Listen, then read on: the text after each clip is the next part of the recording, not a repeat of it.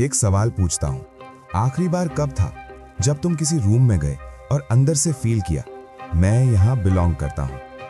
याद नहीं आ रहा? या शायद वो मोमेंट कभी आया ही नहीं? तुम किसी पार्टी में जाते हो, कॉर्नर में खड़े रहते हो, इंटरव्यू में जाते हो, सब कुछ जानते हो पर वर्ड्स नहीं निकलते।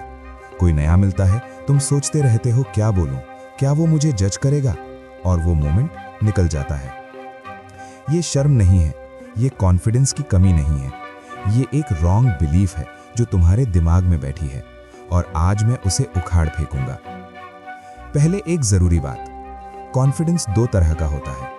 फेक कॉन्फिडेंस जो बाहर दिखता है, जोर से बोलना, बड़ी बड़ी बातें करना, दूसरों को नीचा दिखाना, ये इनसिक्योरिटी है कॉस्ट्यूम पहने हुए। रियल कॉन्फिडेंस जो अंदर से आता है, क्वाइटली पावरफुल, बिना प्रूव किए, बिना दिखावे के। और रियल कॉन्फिडेंस यही लोगों को तुम्हारी तरफ खींचता है। आज हम रियल कॉन्फिडेंस की बात करेंगे। एक कहानी सुनो। 2400 साल पहले एक लड़का था, डेमोस्थेनीज, ग्रीस का। बचपन में हकलाता था, आवाज कमजोर थी, जब बोलता लोग हंसते थे। वो बनना चाहता था ग्रीस का सबसे बड़ा ओरेटर, सबसे पावरफुल स्पीकर। सबने कहा नामुमकिन है। डेमोस्थेनीज ने क्या किया? वो हर सुबह समुंदर के किनारे जाता, मुंह में पत्थर भरता और लहरों के शोर के बीच जोर से बोलता। महीनों तक, सालों तक। एक दिन आया जब डेमोस्थेनीज ने एथेंस की सबसे बड़ी असेंबली में स्पीच दी। पूरा ग्रीस चुप था। वो हकलाने वाला लड़का इतिहास का सबसे महान ओरेटर बन गया था। कॉन्फिडेंस उसे मिला नहीं था, उसने बनाया था। अब असली प्रॉब्लम समझो। तुम्हारी सबसे बड़ी प्रॉब्लम कोई और नहीं है, तुम खुद हो। हर दिन तुम्हारे दिमाग में एक वॉइस चलती है, मैं काफी अच्छा नहीं हूं, लोग मुझे जज करेंगे, मैं बोरिंग हूं, मुझसे नहीं होगा।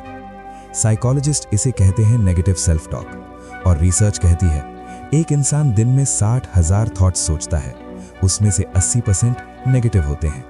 80%। तुम्हारा दिमाग तुम्हारा सबसे बड़ा क्रिटिक है, पर यह क्रिटिक सच नहीं बोलता। यह बस पुरानी कंडीशनिंग है। बचपन में किसी ने कहा तुम कुछ नहीं कर सकते, स्कूल में किसी ने हंसाया, और वो एक मोमेंट तुम्हारे दिमाग में प्रोग्राम हो गया। पर प्रोग्राम बदले जा सकते हैं। पहला स्टेप, बॉडी पहले, माइंड बाद में। 2012 में हार्वर्ड के रिसर्चर एमी कडी ने एक डिस्कवरी की। उन्होंने लोगों को दो ग्रुप्स में बांटा। पहले ग्रुप को कहा 2 मिनट स्लाउच्ड पोजीशन में बैठो, झुके हुए, सिकुड़े हुए। दूसरे ग्रुप को कहा 2 मिनट पावर पोज में खड़े रहो, सीधे, सीना तान के, हाथ हिप्स पर। 2 मिनट बाद दोनों ग्रुप्स के सलाइवा टेस्ट हुए। पावर पोज ग्रुप में टेस्टोस्टेरोन 20% बढ़ा, कॉन्फिडेंस हार्मोन। कॉर्टिसोल 25% घटा, स्ट्रेस हार्मोन। सिर्फ 2 मिनट की बॉडी लैंग्वेज, केमिस्ट्री बदल गई, कॉन्फिडेंस बदल गया। प्रैक्टिकली यूज करो। इंटरव्यू से पहले बाथरूम में जाओ, 2 मिनट पावर पोज लो, सीना तानो, सीधे खड़े रहो। तुम्हारा दिमाग तुम्हारे बॉडी से सिग्नल लेगा और कॉन्फिडेंट फील होगा। ये हैक नहीं है, ये साइंस है।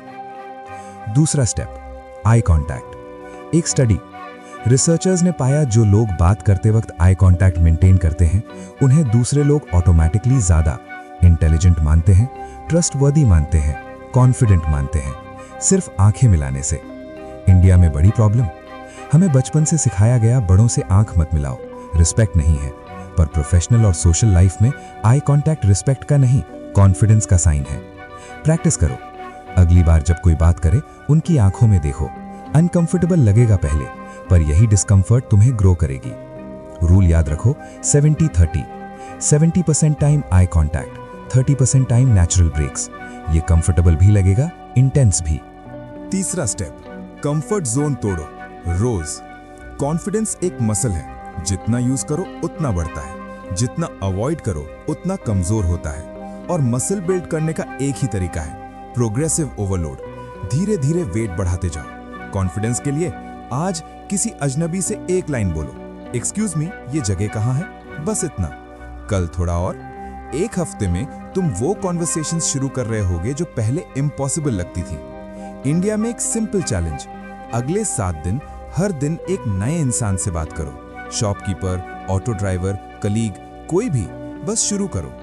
हर बार जब तुम अनकंफर्टेबल सिचुएशन फेस करते हो और सर्वाइव करते हो, तुम्हारा दिमाग नोट करता है ये डेंजरस नहीं था, और अगली बार थोड़ा कम डर लगता है। चौथा स्टेप, प्रिपेयर करो। ओवर प्रिपेयर करो। कॉन्फिडेंस का सबसे बड़ा सीक्रेट जो कोई नहीं बताता, प्रिपरेशन। जो लोग नेचुरली कॉन्फिडेंट लगते हैं वो एक्चुअली सबसे ज्यादा प्रिपेयर करते हैं। डेमोस्थनीज ने सालों प्रैक्टिस की, तब वो कॉन्फिडेंट हुआ। इंडिया में प्रैक्टिकली कोई इंटरव्यू है, उस कंपनी के बारे में सब जानो। कोई डेट है, उस इंसान की इंटरेस्ट्स जानो। कोई प्रेजेंटेशन है, 10 बार प्रैक्टिस करो।